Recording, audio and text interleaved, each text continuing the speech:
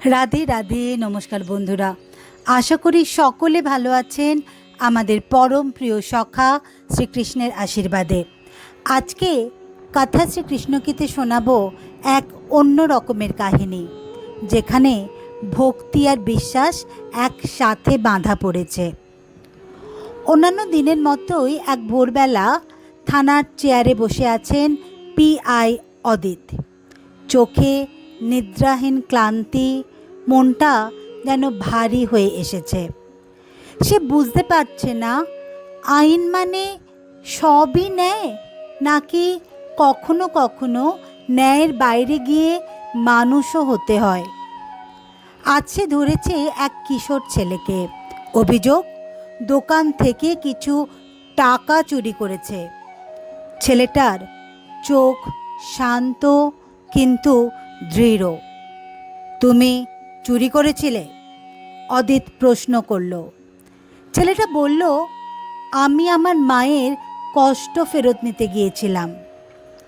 ওই দোকানদার তাকে ঠকিয়েছিল। অদিত স্তব্ধ হয়ে গেল। মাথায় ঘুরছে একটা কথা, যখন অন্যায় চোখের সামনে ঘটে, চুপ থাকা কি নিজেই অন্যায় নয়? তার মনে হঠাৎ ভেসে উঠল এক পুরানো কথা, যেটা সে একবার শুনেছিল তার ঠাকুমার মুখে ছোটবেলায়। অধর্মের সঙ্গে আপোষ করা, সেটাও একরকম অধর্ম। অদিত, শ্রীকৃষ্ণ বলেছিলেন, ন্যায় যদি পাশে না থাকে তবে তুমি থাকো ন্যায়ের পাশে। কিন্তু আইনের তো নিজস্ব পথ আছে। ছেলেটা শান্ত গলায় বলল, স্যার, আপনি তো জানেন আমি মিথ্যে বলছি না, কিন্তু আপনি কি সত্যি বলতে পারবেন আইন সবসময় ন্যায়ই দেয়? এই প্রশ্নটা যেন সোজা অদিতের বুকের ভেতরে আঘাত করল। তার মনে পড়ল গীতা থেকে একটা লাইন, নিজের কর্তব্যে মৃত্যু শ্রেয়, অন্যের কর্তব্য অনুকরণ ভয়ঙ্কর। সে বুঝল তার কর্তব্য এখন শুধু ফাইলের পাতা নয়, তার অন্তরের সত্য। অদিত কলম তুলল, কিন্তু ফাইল বন্ধ করে রাখল। বলল, তুমি যাও। ছেলেটা অবাক হয়ে তাকালো। স্যার, আপনি জানেন তো এতে আপনার ক্ষতি হতে পারে? অদিত হেসে বলল, তুই জানিস শ্রীকৃষ্ণ কি বলেছিলেন? ফলের চিন্তা করো না, আমি শুধু কাজ করছি যেটা আমার বিবেকের কাছে সঠিক বলে মনে হয়েছে। ছেলেটা কিছু না বলে বেরিয়ে গেল। বাইরে বৃষ্টি পড়ছে। অদিত জানলার দিকে তাকিয়ে রইল।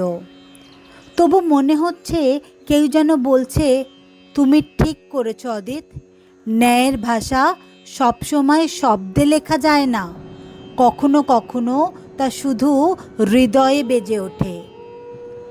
অদিত মৃদু হাসল। তার চোখে এক অদ্ভুত শান্তি। আজ সে বুঝল শ্রীকৃষ্ণ কোনো মন্দিরে নন, তিনি আছেন তার বিবেকের নীরব প্রান্তে। আজ এই পর্যন্তই তাহলে বন্ধুরা।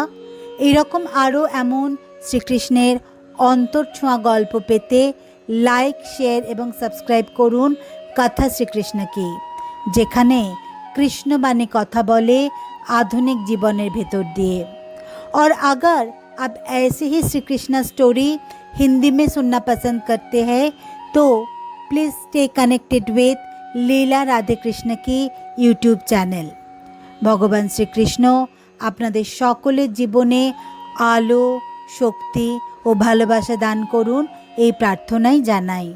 সবাই ভালো থাকবেন, সুস্থ থাকবেন। নমস্কার। জয় শ্রীকৃষ্ণ।